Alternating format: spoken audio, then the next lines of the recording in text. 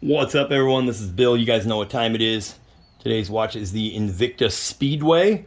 So this actually says Mr. Ramseyer engraved on there. So I had a pair of watches that I special ordered, and I had them actually engraved Mr. Ramseyer and Mrs. Ramseyer. Me and my wife wore matching watches at our wedding, actually. So that's where this one came from. So this is a collector's piece for me. It's actually one of the more expensive ones I own. Although you wouldn't think it was some of the flashier ones I have. This Speedway is not cheap. Anyway, today we got a special little video for you guys. We are working on the Kawasaki Z900. So the bike we're working on is a 2022. This install would be relatively the same for 2017 all the way to 2022. They use the same filter. It is K&N filter KA-9017. Put a screenshot up here. It was $69.99 on Amazon. I'll put a link in the description below. You can go straight to Amazon and order one for yourself. So I have a video that shows the teardown of the bike. I'm going to link that below. I want you guys to watch that, and then you'll hop over back to us here and we'll show you the filter side of things and all that. But that video is going to show you the teardown. Getting all the plastic off, the tank off. I cover all that in that video. This makes it a lot simpler. This can keep this video short and not an hour long. That video will show you all the details of getting the bike apart, and then you can also follow that video in reverse to get the bike back together. Okay, so I'll make it way easier. So one thing I do want to mention is I never recommend doing a high flow filter or an intake system or anything like that without doing tuning. Some bikes can get away with a little more than others. On these bikes in particular, they will run lean if you do this filter and you don't do the tuning. Okay, so obviously we carry the power commander for it, the ignition module, the two-step launch control, the WB2. We carry all that on our website. You can go purchase on our website. There will be links below. But lots of people do tuning. There's flash tuning. There's all different kinds. You need to figure out what fits your build and what fits your budget. Okay, so, but I would not personally do the filter unless I knew that I could tune the bike. Okay, that's just my personal preferences. You will lose power if you do this without the tuning. You may gain a little power. You may think you gain something throughout the mid-range maybe, but you'll lose some of that low-end grunt, and you might even lose just a little bit up top because the bike is running lean. Okay, and you could also do some harm later on down the road. You don't want the bike running lean. It's a bad news all the way around. Okay, so when we do these filters, we are also doing tuning. Okay, that is what we have in mind. Tuning for the filter.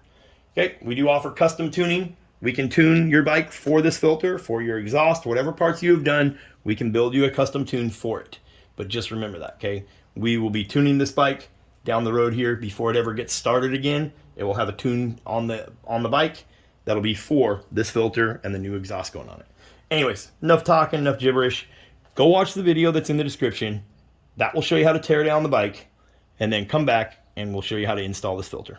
Okay, I'll meet you over there at the bike.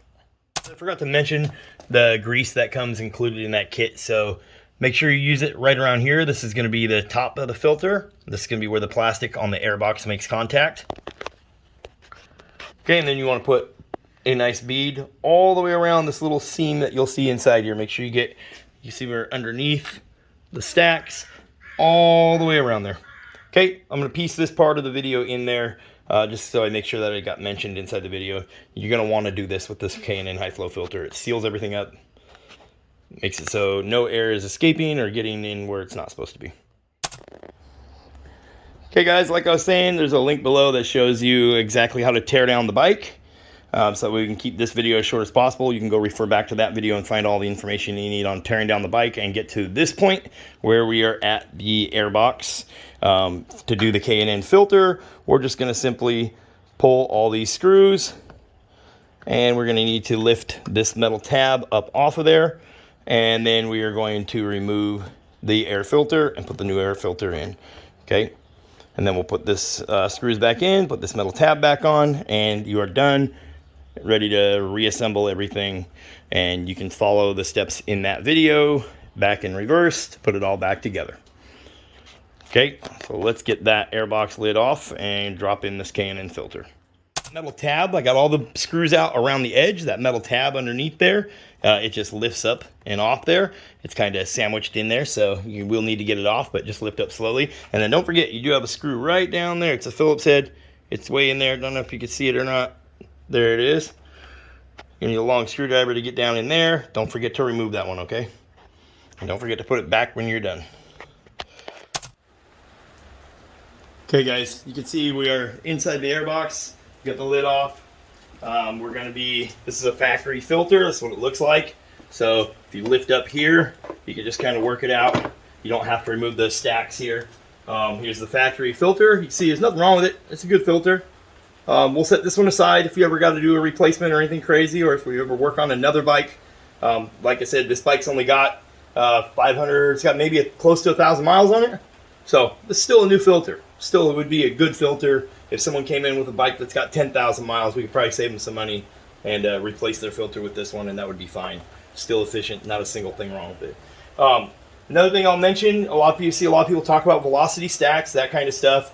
I'll tell you what my knowledge is to them. Essentially, you won't make more power necessarily with velocity stacks, but you can move the power. So you can move the RPM range, right? So if you were to replace these two with cylinders 1 and 4, you know, with the same piece here, you could essentially replace them. What you're going to do is you're going to move the power band of the bike to a different area. So you'll lose a little bit of the low end torque, but you'll gain it up in the mid range, if that makes sense to you. So you can do that. We're going to leave this the way it is. We want this bike to be an all-around bike. So we're not going to do the mod on the airbox and cut open the airbox like we did on the 400. The 400, we wanted it to get more power out in the mid-range and the top end.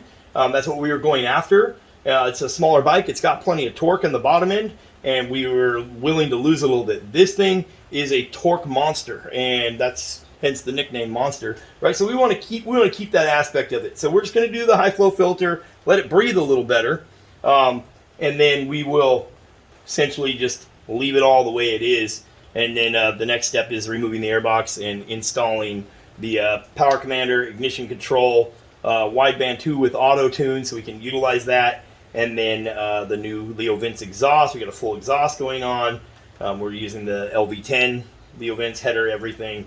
And then we also have our 2-step launch control that we'll be installing on this bike, and that will work with your push to flash button up there.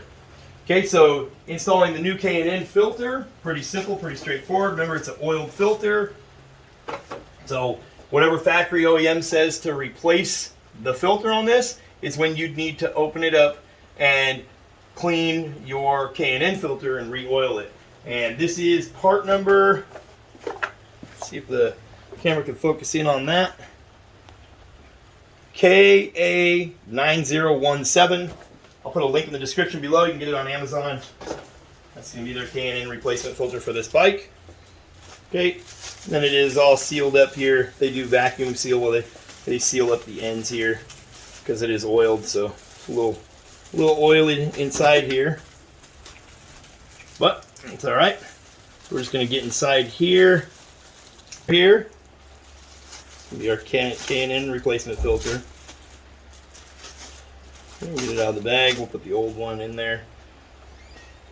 Okay, pretty straightforward. See how it looks. So it has that tab there. You don't check it for anything. I mean, you see this little guy here. A couple little threads hanging off. Nothing crazy. Okay, definitely oiled. It's going to drop inside here like this. Okay, you're going to lift the stacks up.